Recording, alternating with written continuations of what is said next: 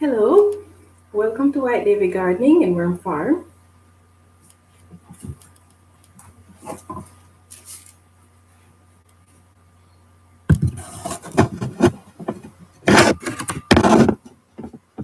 are you guys doing today?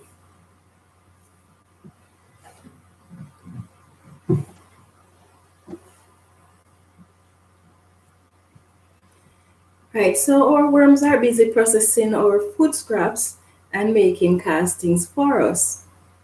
As is the case with businesses that focus on creating a happy work environment for their employees, thus resulting in a very prosperous organization, so it is when we keep our worms happy. They make our worm farming prosperous. Whether or not we are in it to sell our produce or we are using it for our backyard gardens, then if we keep our worms happy, they will keep producing castings for us and thus making us and our plants happy. So, happy worms mean faster production. So, today we'll discuss how we can make our worm farm more productive. And I know that most of you may be familiar with what we will be discussing today, but there are those who may not be familiar with all the information. So, that's what we're going to be discussing.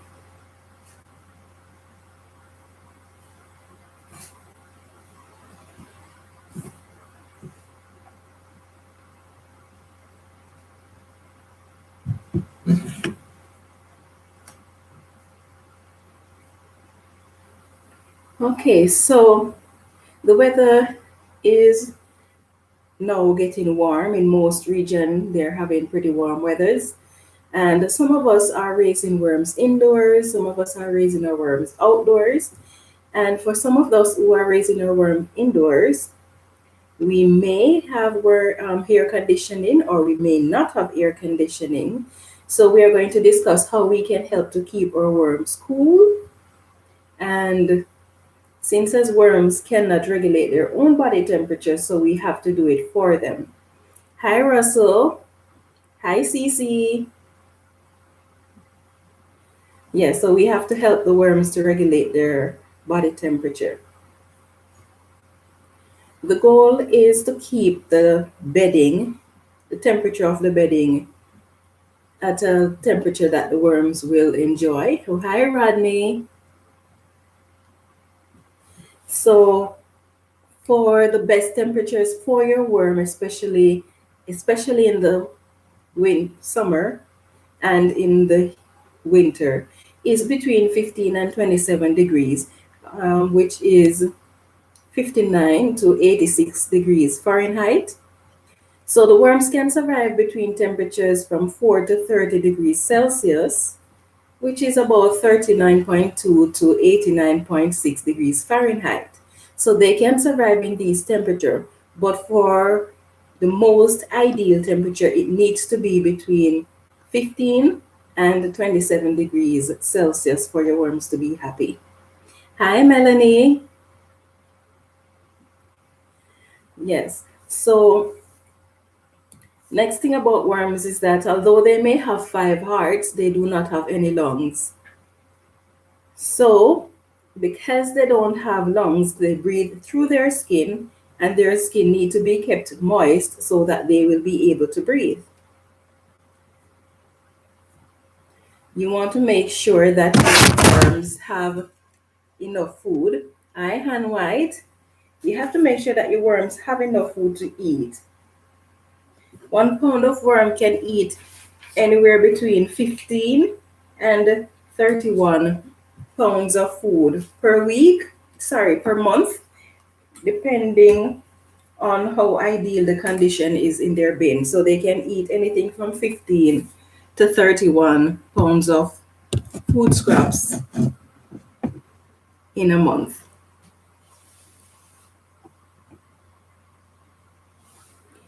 Okay, so if you start off with a pound of worm, remember that their population can double within 3 months. Of course, you can have more than double or you can have less than double. Again, that is dependent on, what a life. I don't know why this thing keep on messing around today. Okay, so the worms can produce, they can reproduce maybe double their amount, or it can be more than double, or it can be less than double within 3 months.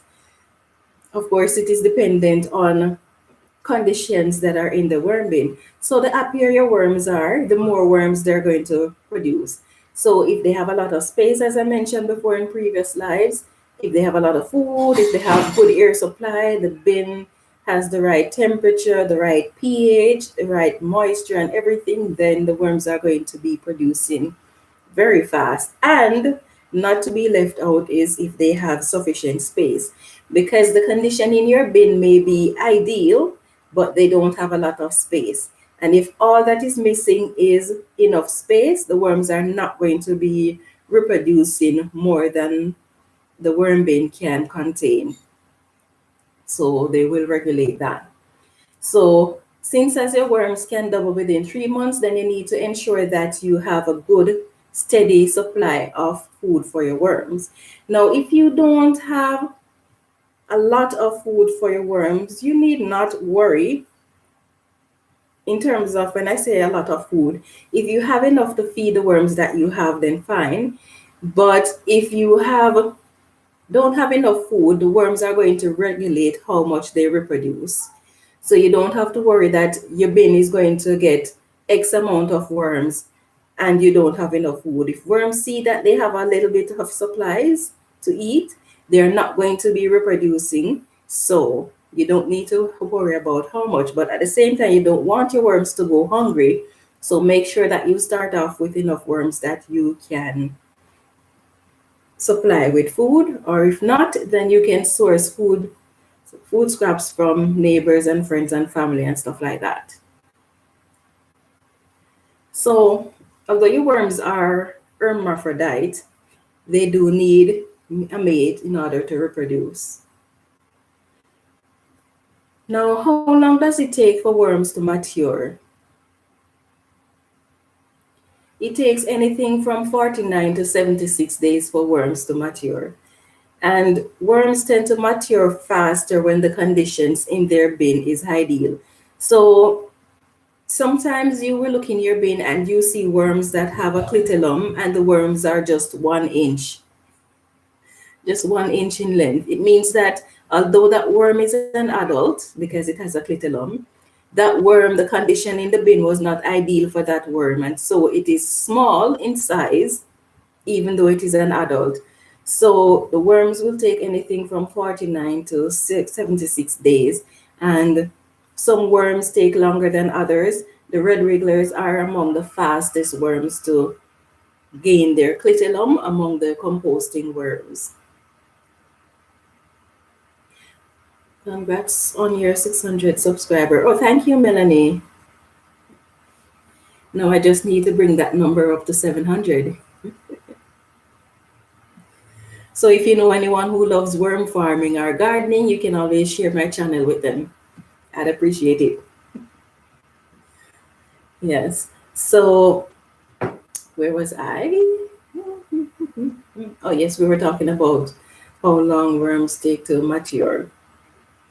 So when the worms reach maturity, which you will know by the clitellum that they grow, and the clitellum is that little ring that you will see close to their head, that little ring that is usually thicker than the size of their body. When they grow that clitellum, you know that they're mature, and once they reach that stage, then they can start laying their cocoons. And the mature worms can lay anything between 1 and 3 cocoons per week. Hi, Luciana Vaz. Thank you for joining the live. Thank you all for joining the live. Yes, so it can take, the worms can lay anything between 1 and 3 cocoons per week. Now, what is the average amount of hatchlings that you can get from a cocoon? Okay, you're from India. Yes, so what is the average amount of hatchlings that you can get from a cocoon? And notice I use the expression average. So you can get an average of 3 to 4 hatchlings from a cocoon. Although it is said that one cocoon contain up to 20 eggs, but the average amount of hatchlings that you will get from a cocoon is 3 to 4.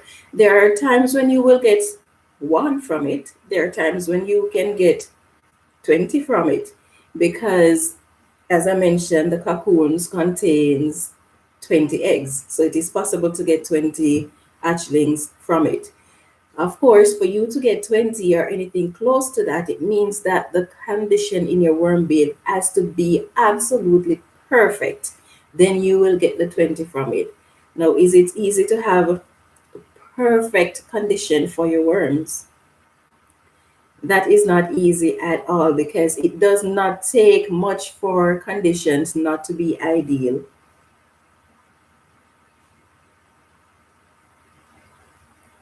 Okay, Luciana.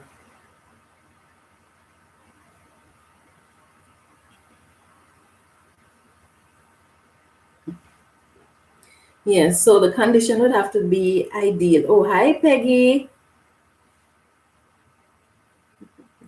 The condition has to be perfect in order for you to get 20 hatchlings from a worm cocoon. But anyway, you can go for the most that you can get by doing your best to keep it as ideal as possible. Now, keeping your worm bin ideal, condition ideal, can be tricky because it demands more of you. Because then, for one, you'll have to have your worms in a location where you can ensure the same temperature in your worm bin all year round. So that's the first thing. You have to have sufficient time on your hand to ensure that you maintain your bin regularly, making sure they have enough food, making sure that you're monitoring the temperature in case something wrong goes wrong with your thermostat. You're on it to fix it right away, making sure that they have the right amount of moisture. And so it takes more effort to ensure that you have an ideal circumstance. And for people who are worm farming just for their backyard purposes, it's not necessary to go through all this in order to have ideal conditions for your worm to reproduce more.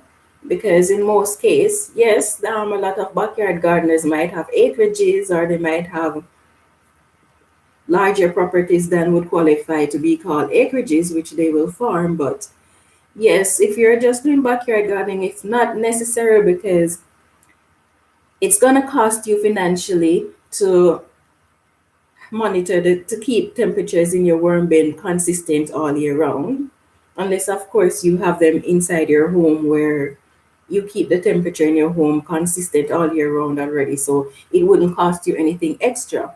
But then, if you're going to be keeping your worms in locations apart from inside your home, and even inside your home, sometimes if you don't have air conditioning and stuff like that, it's not easy to keep it at a steady temperature. Let's see. Russell says, one thing I have noticed with all species that I have worked with, the bigger the cocoon, the more hatchlings emerge from the cocoon. The bigger the worm, the bigger the cocoon. Yes, I noticed that the bigger worms do lay bigger cocoons, but I've never been fortunate enough to see all the cocoons that are coming out of an egg. All the cocoons coming out of an egg.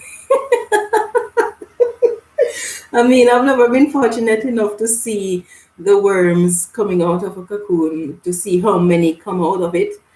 I think last year, while I was harvesting some cocoons for an experiment, I was able to see some of the hatchlings coming out of the eggs, but I'd never see the entire process from the moment they start come out until they finish coming out, because as soon as they sense any changes around them, they just go right back into the cocoon. So I've never been fortunate enough to fully watch the process of them coming out. Hopefully this year I will get that opportunity. We'll see. It will be fun though. I've seen videos of it, but I've never seen it in person. Yes, so I've never really experienced how many cocoons personally. I've never experienced how many hatchlings come out of the cocoons. Maybe I should set up two bins with my European nightcrawler eggs and one with some red wiggler eggs and see. Just keep observing it, but then you never know when it's going to hatch, so you might miss you might miss out on that. Anyway, so how can you identify the cocoons and the hatchlings? First of all, the cocoons are yellow, lemon shaped cocoons. They're about the size of a match head, depending on what worms laid. Oh, hi, urban girl. Yes, so the size of the cocoon, as Russell said, depend on the worm that laid the cocoon in the first place. So it is a tiny lemon-shaped egg or cocoon. So, and if it is close to being hatched, it's not going to be yellow anymore. It tends to become a bit flatter and change its color to a bit more orangish color when it is close to being hatched. To identify the cocoons, not the cocoons, but the hatchlings, they're usually tiny, about not quite quarter inch. They're usually a little less than quarter inch in length. They're white and they look like a little piece of thread. The hatchlings usually take around 8 hours for them to gain their pigmentation. So how can you tell hatchlings different from potworms? Because last year I had my first encounter with potworms, or maybe I've seen them before but haven't paid them any mind because they weren't in large quantities.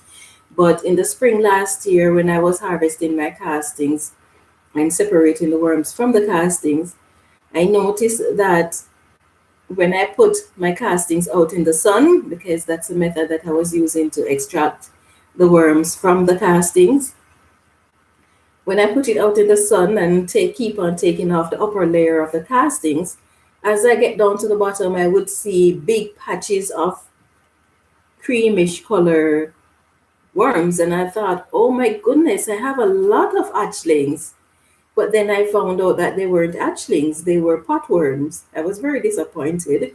But I think I had more than a pound of potworms after harvesting all my castings in the spring last year.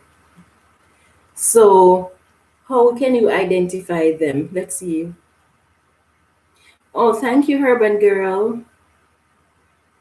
Peggy says, I've had a three-tiered can of worms for almost 12 years and I've never seen a cocoon. Are you serious? Wow.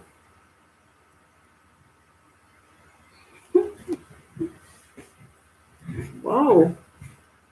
Yeah, so they're usually tiny little lemon-shaped things in your worm bin. So to identify the hatchlings from potworms, while the hatchlings tend to be white and about quarter inch in length and very thin, thread-like, potworms tend to be a creamish color and they can be up to 3/4 of an inch in length. Oh, hi, wood chip garden. Yes, so the potworms can be up to 3/4 inch in length. Sometimes, of course, you cannot tell the difference between the potworms and the compost worm hatchlings, because if you have just one potworm and if it is not long, if it is the same length like the red wiggler hatchling, then it's going to be difficult to tell them apart. But when you have large groups of potworms, then it's easy to tell them apart because when they're all together, they tend to have this creamish yellowish color. Whereas in most cases, you will not see red wiggler hatchlings grouping together. But for some reason, the potworms, they do tend to like to cling to each other. Let's see, Peggy says, I am sleeping on the job or what? I don't know. It's, if you have it indoors, and depending on the lighting that you're using, sometimes it can be difficult to see them because when I have my when I'm looking after the worms in the garage, I don't really see the cocoons. And I know there are tons of cocoons in there because as soon as I bring them outdoors, I'm seeing tons of cocoons. But when they're in the garage, I'm not seeing cocoons. So depending on where you have them, if the lighting is not really bright, you it's easy to miss them because they are so tiny. Like I said, the cocoon is usually the size of a match edge, so it's easy to miss. And especially if your material that the worms are living in contains more food scraps and paper than it does compost. If it contains compost or castings, it's easier to see them because then it is against the dark background. But then if it is just the food scraps and the bedding material, then it will be more difficult for you to see them. But you've had your worm farm for 12 years, and from the first supply of worms that you got, you still have that same family of worms going on till now, based on what you said on one of the previous lives. So, with that in mind, you know that you have cocoons there all the time because all those worms are not going to live for 12 years. Some might, but they're not all going to live for 12 years. So, maybe you should take them outside at one point in time and look at it, especially when you're going to harvest your castings. It's more likely to find the eggs then. Let's see. Hi, Leafy Wiggy. I lost my first worm the day before last. Didn't put my worm bin in the basement soon enough. I guess losing one ain't bad. First worm death is hard to deal with. Yeah, I know what you mean. I know what you mean. When I had my first bought my worms, and when I moved them into the basement after 2.5 months because it started getting cold outdoors. And then every day I would go and see worms on the basement floor. It was hard to deal with. And even now, sometimes if I'm going through the worm bin and I see one dead, I'm apologizing to a dead worm that cannot even hear me. Yes, but yes, it's hard to deal with. You know they're gonna die because they just can't live that long, but it is still heartrending. Let's see. Okay, you have them in the house, Peggy. Okay, I'm cleaning them out tomorrow, so I'm going to really check it out. Okay, good. Let me know how that goes. Let's see. Morgan says next year I'm growing mealworm because I have chickens. Okay, yeah. I've never grown mealworms.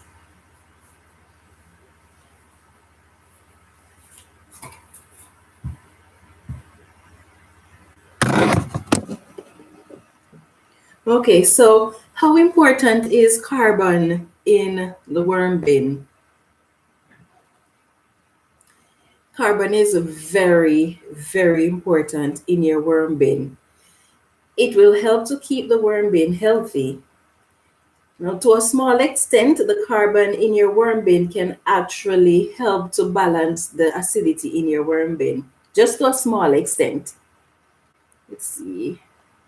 Hi, Hakil. Okay, you're from Sri Lanka. My worm bin is soggy with worm casting, and some of the worms have died. I hardly put any water, but food, blend the food and mostly watermelon. What should I do? Okay, so what I'm going to be discussing here now, that question about carbon, that is going to help to answer that question for you. Same to you, Urban Girl. Have a lovely weekend. Right. So, as I said before, having carbon in your worm bin will, to a small extent, regulate the acidity in your bin.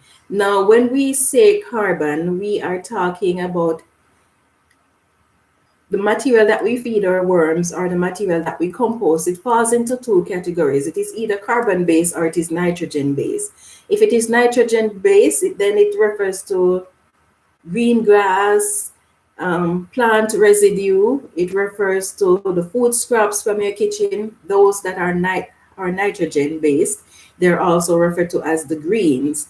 The carbon base is referred to as browns.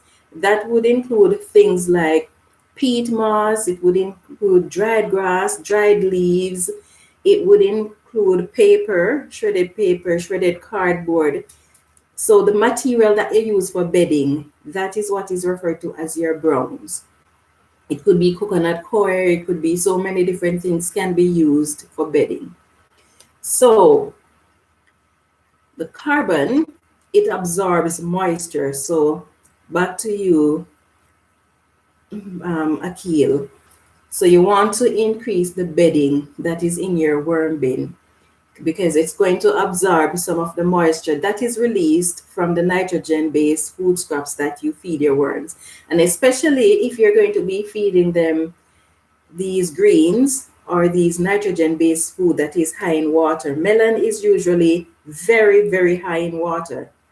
It is about 90% water. So you have to make sure that you have enough browns if you're going to be feeding food scraps that is very high in water. Some food scraps have more moisture content than others.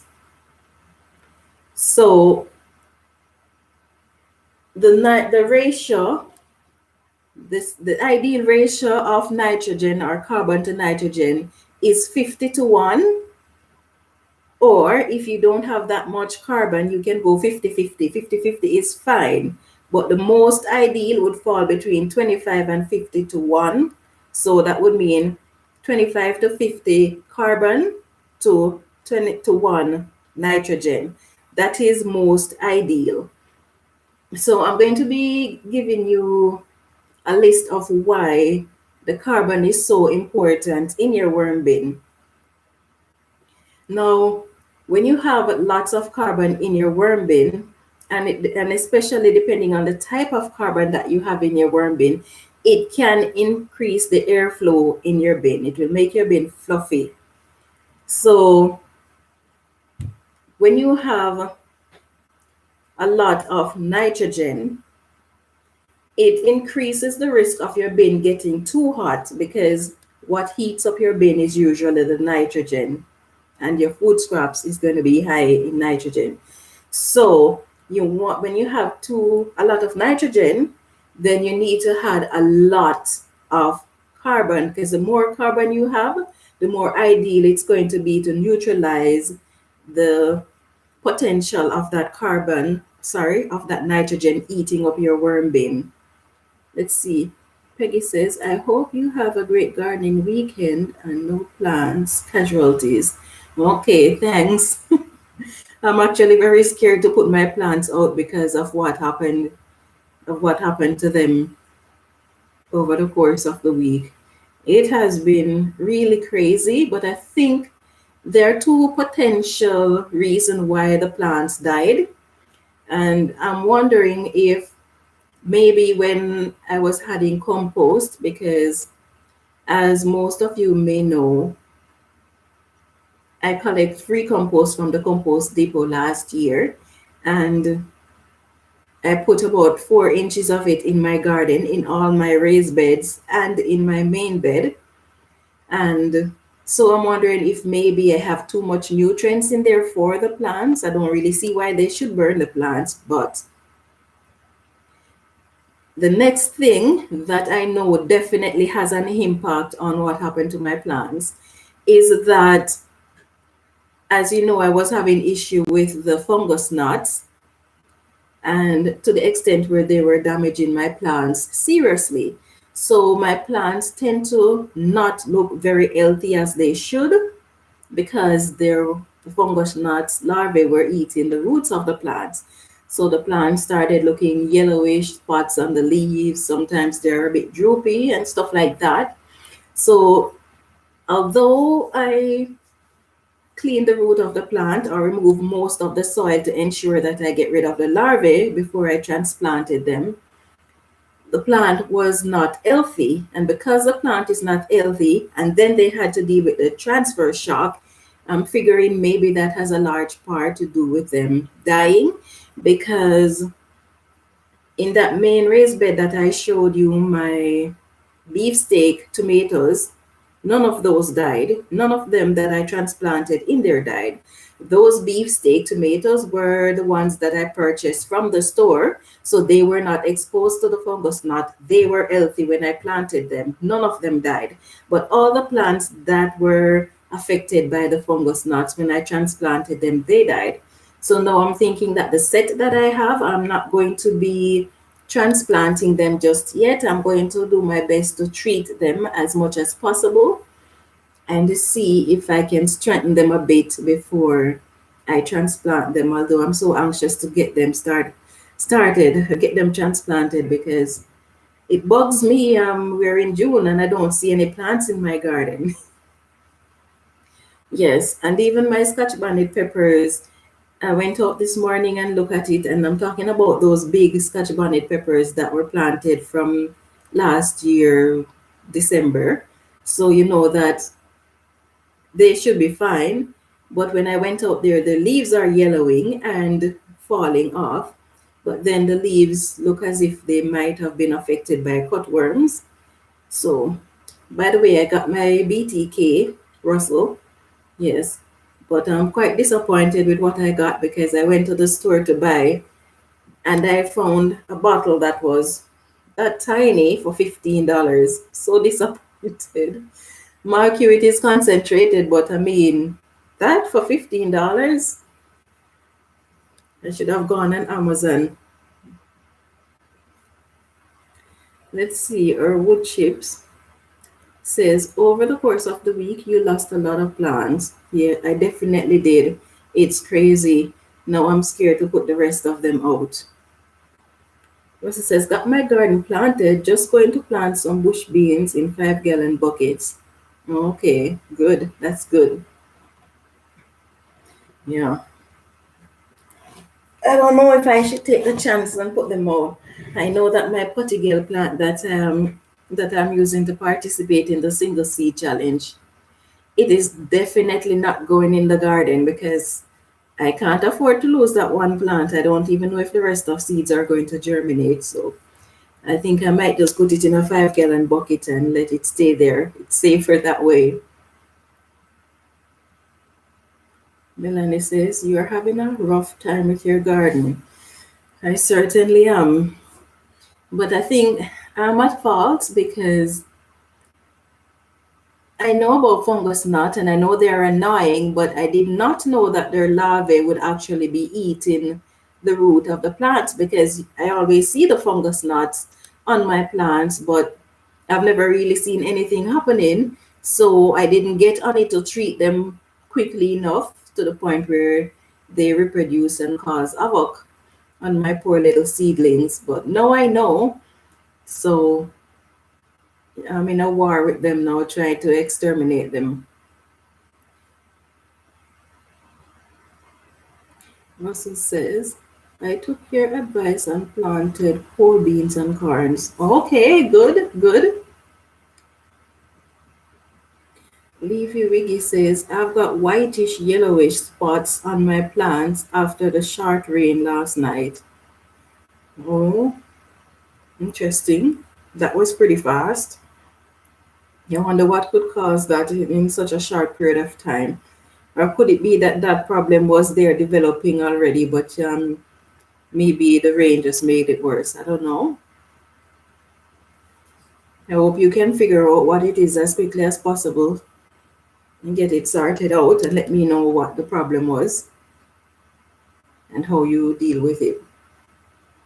So, Leafy, are you finished putting out your plants?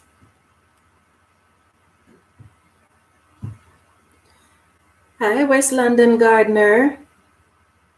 Thanks for the support, my dear.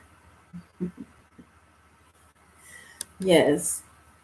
So, where was I? Yeah, so we're talking about the importance of carbon in the worm bin. Now, because high carbon content makes bin fluffy, it creates an easy escape route for worms to move to cooler areas of the bin if the bin becomes hot. As you know, if you're feeding your worms mostly greens, it tends to heat up.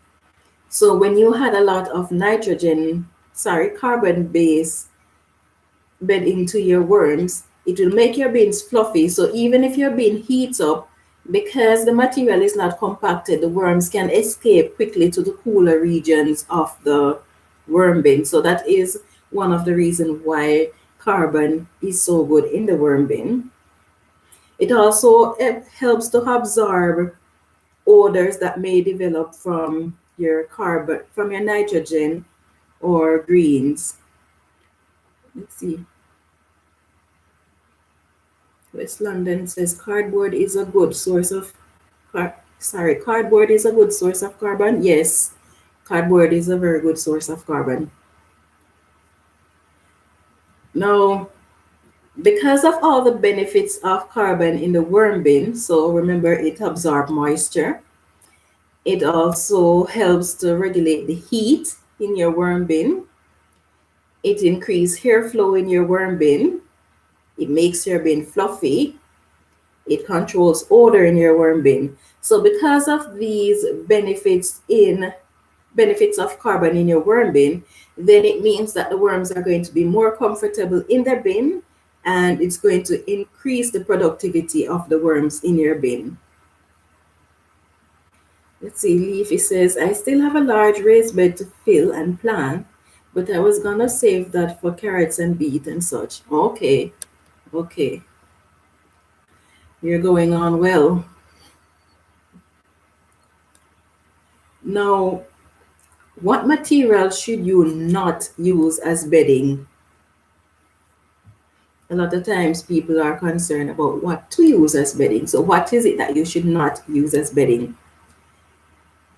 Garden soil should not be used as bedding. One, it is not good at retaining moisture, unless of course it is rich in organic matter. And two, it restricts airflow because it can easily become compacted. So for that reason, you would not use garden soil as bedding. You also do not want to use potting mix or potting soil as bedding in your worm bin. And the reason for that is that most times when you buy potting soil, it's going to contain chemical fertilizers. Chemical fertilizers can be harmful to your worms, so for that reason, you would not use potting soil. So the potting soil might be fluffy and nice, and the worms can go through and it absorbs moisture pretty well. But because of the potential of it having chemical fertilizers in it, you don't want to use it in your garden. Let's see, West London says, have decided I'm going to start a compost bin this summer as I've been spending so much on compost. Will add worms to this. Which do you recommend that is available in UK? Well, the two most popular worms in UK, and most times you can find them in your soil, is Canadian night crawlers and European night crawlers. On White, her worm bin that she has never purchased any worms to start her worm bin. She just, over the years, she's been adding food scraps to her garden and noticing that every time she's planting, there are lots of worms in her garden. And so when she started her compost bin, the compost bin had a crack in the bottom. And so the European night crawlers started to go into the worm bin. And now she has quite a few worm bins. So you might be able to find European night crawlers or Canadian night crawlers even around you there, because she took pictures of worms that she sees going around in her garden quite a lot these days. And from the pictures that she sent me, they are Canadian night crawlers. But if you're afraid of worms, you might want to avoid the Canadian night crawlers. They're pretty big. They can grow up to, I think, 14 inches. So, yeah.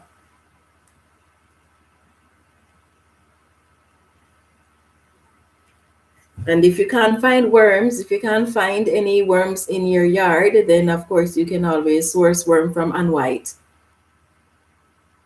Right, unwhite? Yeah. Let's see. Russell says, I usually use a square type of tomato cage to trellis the pole beans. These trellises now get to support beefsteak. Okay, nice. Yeah, so now you find a different purpose for them. So West London says, oh, right, so I can take them from my garden. I have worms in my garden. It depends on the type of worms that you have in the garden, because if it is the regular earthworms, then no. The regular earthworms are not good composting worms. So if it is just regular earthworms, then you can't use those for composting. They're going to die off. And they like to burrow down deep into the soil. So if you put them in containers to compost with them, they're going to harm themselves as they try to burrow through whatever material your compost bin is made of. So yeah, regular earthworms would not work. But if you can find the European night crawlers or the Canadian night crawlers in your garden, then fine. So that's a great free option. I'm scared, but with gloves, I'm okay. Okay, good. There, Han White answered that question for you, whether or not she will sell them. Okay. Oh, great, Han. Once I get set up, I will contact you. I just need to find a bin with the dimension that fits my small space. Okay. Okay, so Russell says for composting with worms, look for the ones with bright orange, pink, or yellow tail. Yes. Great information. Thanks for sharing, Russell.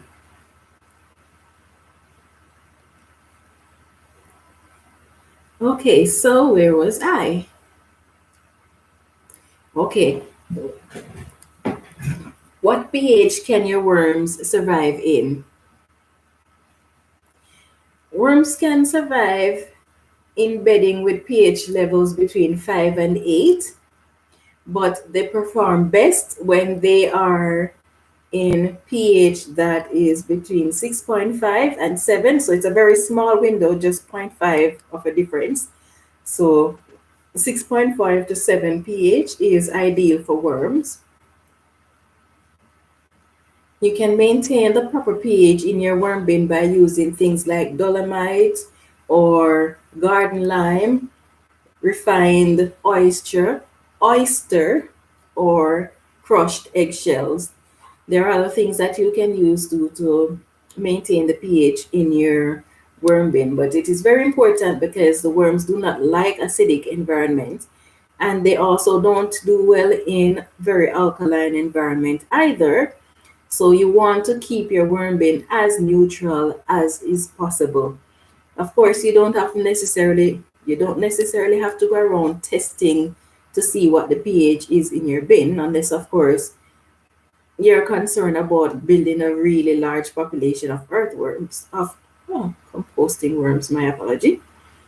Yes, but just by adding these eggshells or dolomite or stuff like that to your worm bin, you can regulate the pH in your bin.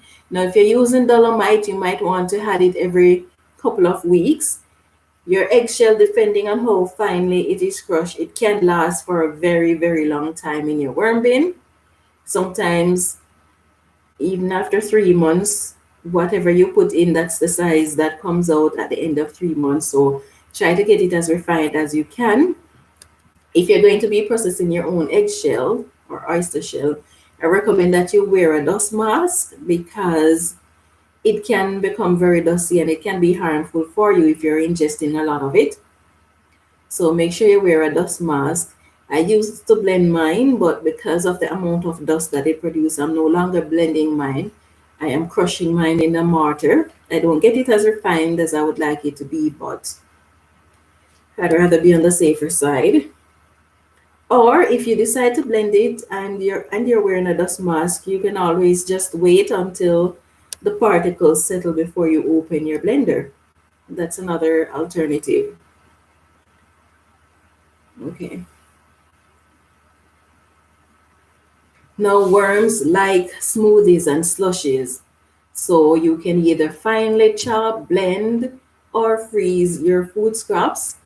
When you freeze your food scraps, it causes the food to break down and get slushy. And whether you chop it, freeze it, or blend it, it's going to create more surface area for your worms to feed. That's going to make them happy because worms don't have teeth, so they won't be chewing anything. All they're doing is feeding on the bacteria that grows on the food scraps. The more surface area you have, the more surface area there is for bacteria to grow, and then the worms can feed on those bacteria.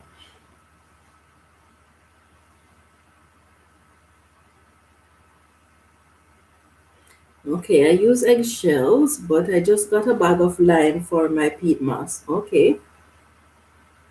Okay, so Ann White says she blenders, but just wait until the particles settle. Okay. Now, if you live in an hot environment, what can you do to manage the temperature in your worm bin? There are quite a few things that you can actually do to regulate the temperature in your worm bins. As we mentioned before, that worms cannot regulate their own body temperature. They're cold-blooded, so we have to regulate the temperatures for them. So rather than using shallow trays to grow your worms, you might want to use deeper bins because then they can the bin, because of the size of the bin and depending on the amount of material in the bin, then it can resist fluctuations in temperatures. So while the perimeter of your bin may get hot or the perimeter of your bin may get too cold, if you have a deep enough bin, then the worms can move to the middle portion. The middle portion of your bin usually does not get affected by external temperatures, depending on how hot or how cold the temperature is. Because if you're in my region and your worm bin is outdoors in the winter, it doesn't matter how big or how deep it is, the middle of it is going to freeze. But yes, when you're in warm temperatures, the middle portion of your worm bin is where you're going to find most of your worms because the temperature doesn't fluctuate as bad. Now, instead of spraying your worm bin with large quantities of water, you might choose to use mist to wet your bedding. You can add thin layers of food scraps to your bin as opposed to a lot of food scraps because, as I mentioned before, the food scraps is nitrogen based, which means that it's going to heat up your worm bin.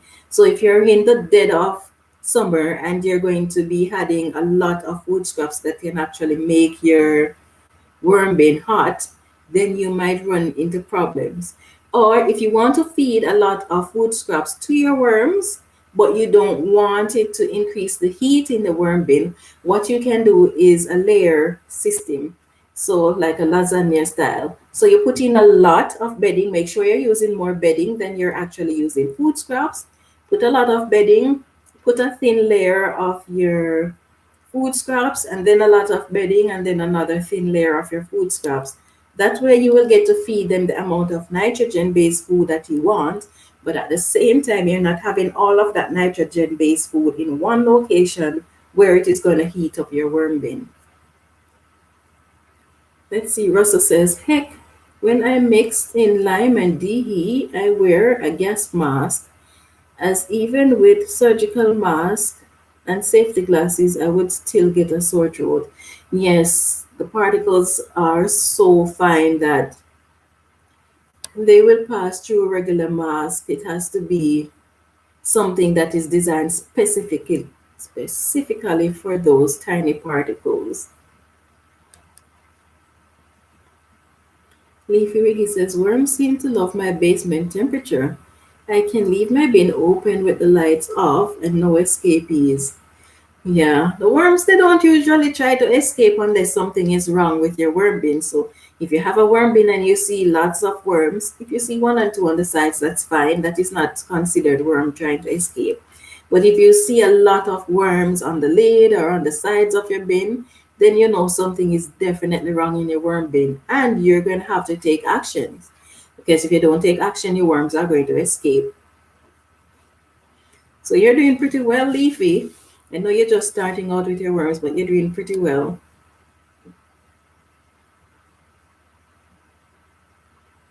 Okay, so when you spray large amount of water on your worm bin in order to cool it down, what can happen is that the air pockets in the worm bin can become filled with the moisture, and this can cause your worm bin to heat up and go anaerobic, and then it starts to rot and it starts to smell. And if it is anaerobic, your worms won't be able to breathe. So you don't want to overwhelm your worm bin with moisture. If you have a worm bin, an outdoor worm bin like mine, then you can always add a lot of moisture to it, because the way my worm bin is set up, it's all wooden base. So it has a lot of space for the water to run out. So there won't be any water collecting in there. So in that case, you can thoroughly wet down the bin. But if your bin is something like a tote or some containers that just has a few holes in it to let out your water, then you don't want to flood your bin with too much water. Now, the next thing that you would need to do is to keep outdoor bins in cool area.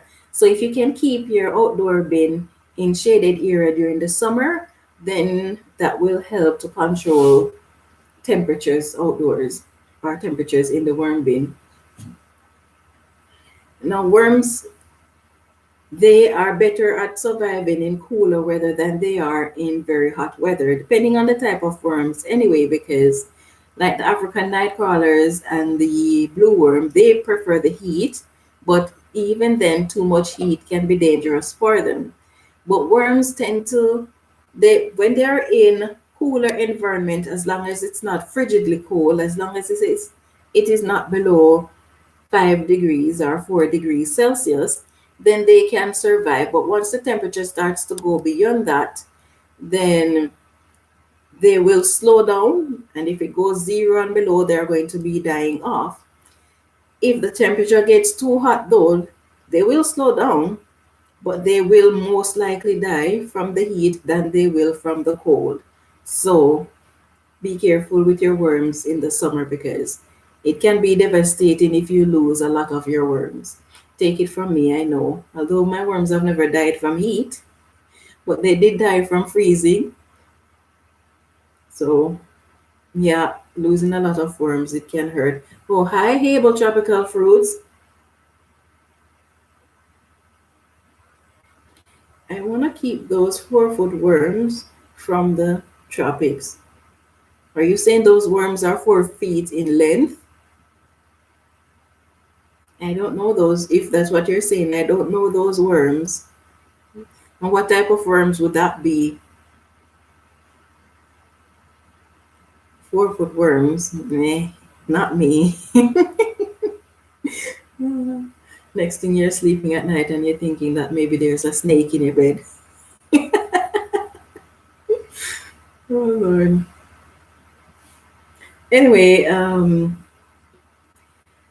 when feeding a lot of nitrogen based food, you want to leave sections of your worm bin that is not fed, because as I mentioned before, the greens or the nitrogen based food in your bin will heat up, and so the worms need to have an area where they can escape. So if you're feeding a lot of food scraps, it's good to feed a section of your worm bin and not the entire bin with it.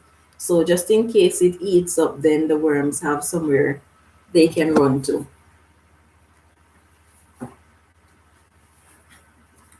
Let's see, Abel says, if you look up biggest worm ever, you will find them. Okay.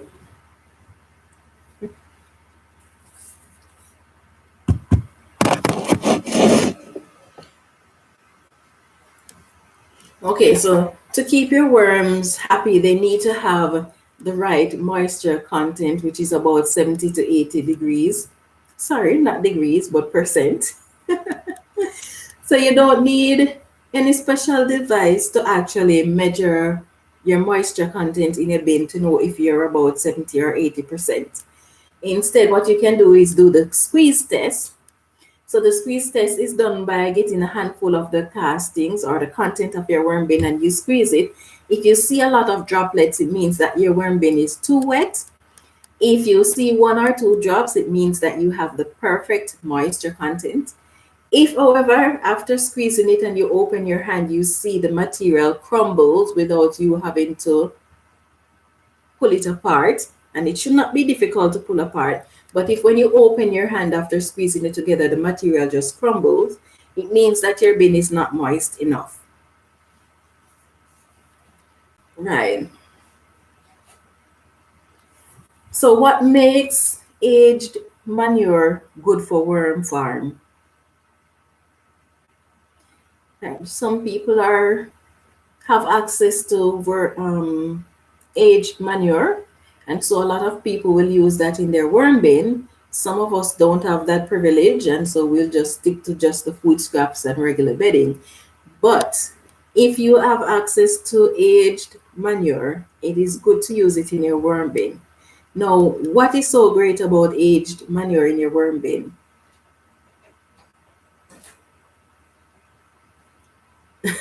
Melanie says, thank God they're not in my ear. I would not be doing a garden. Yeah. Yes, so aged manure has a balanced ratio of carbon to nitrogen. So when you have aged manure, it usually has about 20 to 30 portions compared to one. So 20 to 30 carbons to just one nitrogen. That is what makes it ideal. So if there's a problem in your worm bin, the aged manure can help to regulate the problem that is in your worm bin. As I mentioned before, oh, you live on a farm, Morgan. That's good. Yeah, I wish I was on a farm too, or at least an acreage. I'd be satisfied with an acreage. Right. So, as I mentioned before, that carbon to a small extent will regulate the level of acidity in your worm bin. And I gave you a list of the benefits of having a lot of carbon in your worm bin. So when you keep all of these in mind, and then you look at the ratio of carbon to nitrogen in aged manure, then you see why aged manure is such a good thing to have in your worm bin. Unfortunately, I'm not privileged to have any of those things around me. I would have to purchase it unless I can find a friend to source it from. On a farm, lots of space for garden. Oh yeah, I would have such an impressive garden. I could afford to have the floral garden that I've always wanted, and then I'd be able to have all the food, grow all the foods that I want. And although I'm in a cold country, I would set up an indoor farm so that I can grow all the tropical all the tropical fruits that I want. Of course, the taste will not be the same because as you know, elevation, the type of soil, everything has an impact on how your produce taste. But I would be building a, I would be building an indoor garden with all those tropical things. Of course, I would probably have to make those plants into what you call them, bonsai, so that they don't get too big. But oh yes, it's a weekend dream. That's all I can do because I don't have an acreage or a farm. But it's nice to dream.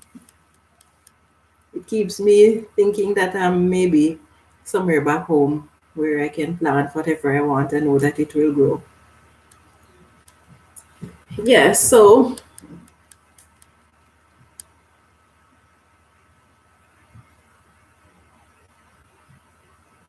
as I was saying, when you use aged manure in your garden, it can actually correct a lot of the things that may go wrong with your worm bin. So if you have too much moisture in your worm bin, the carbon from the aged manure is going to wick a lot of the moisture. If your bin is too acidic, it's going to a small extent, regulate the level of acidity in your bin. It is going to increase the airflow in your bin. So if you have access to aged manure, by all means, add it to your worm bin. Now, why should you aerate your worm bin? Worms, as you may know, breathe through their skin, and so they need to have a healthy supply of air. Your worm bin will go anaerobic, and if that happens, it's gonna cause your worms to suffocate, and it's going to make your bin smelly, and it's going to make your bin acidic, and that would be very bad for your worm. So for that reason, if you have a worm bin, it is very important to aerate it from time to time. And if you have large worm bins like outdoor compost bin, it's not very difficult to aerate it. And if you have small bins, it's not difficult to aerate it. If you have a small bin that you keep inside your house or inside your garage, you just need a gloves if you want to wear a gloves, and just use your hand to turn the material in the bin. If you have an outdoor bin, I know people who all they do is get one of those 2-inch pipe or 3-inch pipes and put a lot of holes in it, and put 1 or 2 or 3 of those pipes with the holes in it in their worm bin so the air can get in. So when they feed the worm bin, they're not putting any food scraps into the pipe, so air can go into the pipe and dissipate out into the worm bin. So if you use that method, then you don't have to be stirring your worm bin. Or you could take a fork and just slightly lift the content of your worm bin, or you could give it a full turning. Now, I don't want to give mine. I used to do that in the first year of me vermicomposting, but I didn't do it very often. I didn't want to fully aerate my outdoor compost bin that had the worms in it, because, as you know, if you have enough moisture and you're aerating your bin and it is a compost bin, then the bin can get too hot. So I just take a fork and just slightly lift the content of the bin and let in air, but I don't give it a full turn in, because then I don't want the bin to heat up. Now, what method do you use to maintain the right temperature in your bin?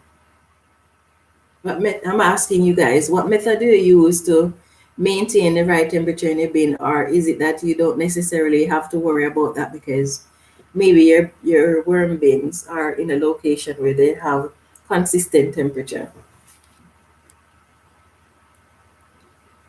Well, for me, for the worm bins that I have outside, they're all underneath trees. So they're in shaded areas. So I don't really do anything to maintain the temperature more than water the bin. But as I mentioned before, you have to be careful how much water you add to your bin depending on the type of bin that you have. So my worm bins, for the most part, the water will just run out as soon as I put it in there. Of course, that's not the case for the European nightcrawler bin that I started outdoors recently. That one, it is a 55-gallon container, so it does not have a lot of holes for water to go through. So I just sprinkle that with water from time to time. Speaking of which, I need to check on those worms and give an update. I haven't given an update on that bin in maybe a month and a half. Okay, so no reply to that question. That's fine. So over the course of your worm farming experience, is there anything that you used to do that you would not do again? Let me see if I can answer that question too. Yes, definitely. Last year I was feeding my worms just finished compost. I don't think I would do that again because it takes too long for the worms to process the finished compost. Yeah, I don't know if maybe because it gets compacted, even though I aerate it almost every time that I feed the bin, but it gets compacted quite regularly, so I would not be using that method anymore. Let's see. Russell says, for me, outdoor bins only thrive when they are nestled 12 inches or more into the ground. Oh, really? Interesting. That's interesting. Yeah, mine are not in the ground. I don't have any worm bin in the ground, but that's when my worm bin do the best when they're outdoors. I don't know if maybe because, as you may know from previous lives, that my worms are in my garage. The garage is heated, but the main door, the overhead door is not very high deal. It's very thin, so it's not insulated. So hair can get in quite easily. So even though the garage is kept at a constant temperature, well, at least it should be because I keep the thermostat at a particular temperature right throughout the winter. But then if cold air is getting in, it's going to affect the temperature that I'm trying to maintain in the worm bin. So the worms don't do so well in the garage for me. But last year was the first year with the new setup that I have. So we'll see what happens next year because I do intend to either change the door or to insulate the door so that I will be able to monitor the temperature better. But my outdoor worm bins, they do very well every year. Let's see. Say you want to get started, what should you do? Okay, so if you want to get started, the first thing you're going to do is make sure that you know where you can get the supply of worms from. Because if you do anything else and you don't have a supply of worms, then all of what you do would have been in vain. So make sure that you have somewhere where you can source your worms from. You want to do a little research on your worms. Take in mind where you're living, the type of temperature that you have, that you experience throughout the entire year. And then, depending on the climatic condition that you have in your region, that is going to determine first the type of worm that you're going to get. So if you're in a region where it is warm most or all year round, then your African night crawlers and your blue worms are what you're going to be considering. Of course, you can grow red wigglers, you can grow any composting worms if you're in an environment that is warm most or all the time. But your blue worms and your African night crawlers would do best. If you're in areas where you have cold winters, then you might consider your European night crawlers and your Canadian night crawlers and your red wigglers. Now, if you're in areas that is cold most of the time, then your Canadian night crawlers would be your best bet. So once you figure out the type of worm that you're going to get, and if it is readily available, you need your worm bin. So you're going to decide based on how much food scraps you produce on a weekly or a daily basis, then you're going to get a worm bin that will be able to facilitate the food scraps, your bedding, and your worm, and have space for when your worms start reproducing. So the main thing you're going to need is your bedding, which can just be shredded paper or shredded cardboard or dried leaves. It doesn't have to be something that you go out and purchase. So once you got your bedding, you're going to need your worm bin, and your worm bin, you have to decide what type of worm bin you're going to get. Or if you're going to make your own worm bin, you can get a tote, a simple tote, and depending on where you're living, you might be able to find one for $8 or less. In my region, a 76-liter tote is $8 something. You're going to have to decide also whether you're going to be using a double or a triple system for your worm bin. I don't like the triple system where people use 3 totes and they have food scraps in one, worms in the second layer, and then the third layer is for a catchment tray. I don't really like that system. I see it as a waste of money. And then, so the double system is just where you have all the material, worms, beddings, food scraps in one container, and then the second container would be a catchment. If you have something that is smaller than the worm bin you're using, but the base of it is wide enough where it can act as a catchment tray, and it is cheaper than the tote or whatever you're using for your worm bin, then by all means go ahead and use that. And then you need your worms. So your worms, your bedding, your food scraps, and your container, your worm bin. That is all you need. If you use egg around you, then you can crush your eggshells and use to regulate the pH in your bin. What you need to be concerned about once you've got your bin started is the acidity in your bin.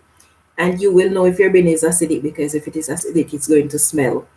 When your bin is not acidic, it doesn't have any odor. Well, it has an odor, but it smells more like the earth than anything else.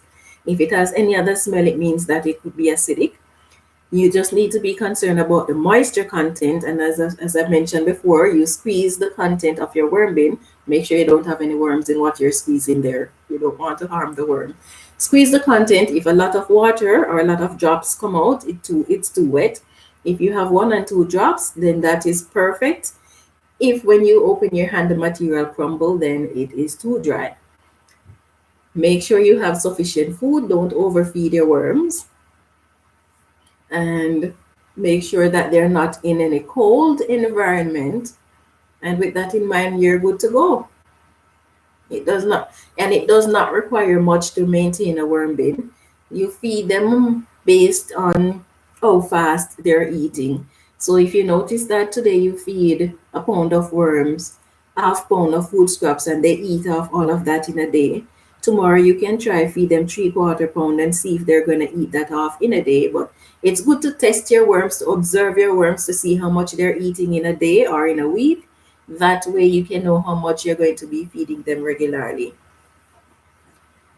It's Russell says, the room where I grow my worms usually only drops below 84 degrees in the summertime with AC cooling. Okay. I'm not sure. Let's see. What would 84 degrees be in Celsius?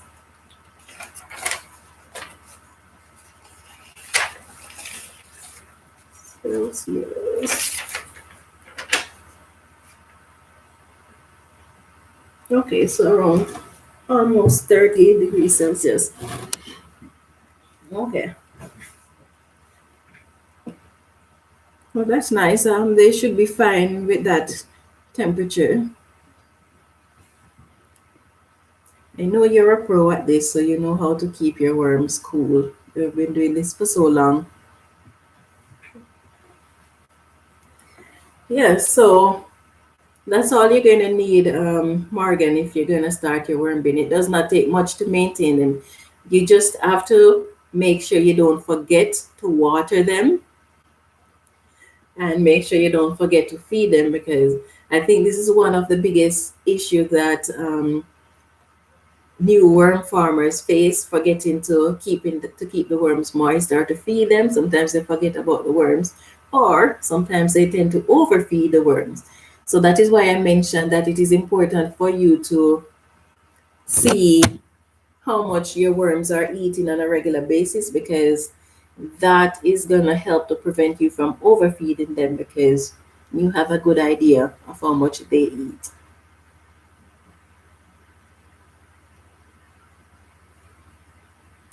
Okay. So I'm going to have to take off pretty soon because I have to go to work. So if there are no other comments, then I'm going to say goodbye.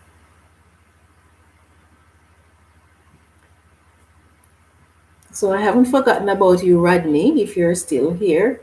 So that question you asked about the no-dig gardening, I'm going to be addressing that on Monday's live. So I haven't forgotten about you, but because this is a worm farm discussion, so Fridays my discussion are based on worm farming, and then on Mondays it's about gardening, although sometimes we intermix them, but for the most part we stay focused on point. So Monday we'll be discussing that point for you. among other things.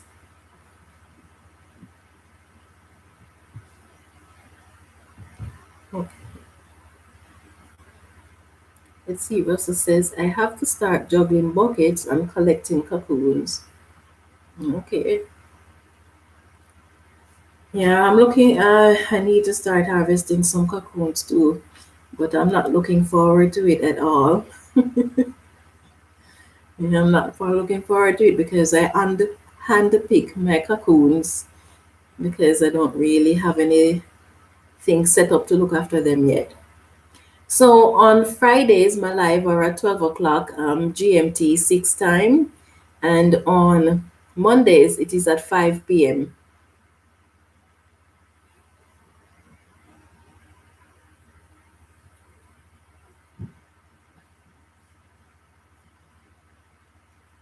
Okay, so I'm gonna be saying goodbye to you now. I hope you guys have a wonderful weekend and that you'll enjoy your gardening and that nothing will go wrong in your garden. So stay safe and have a lovely weekend.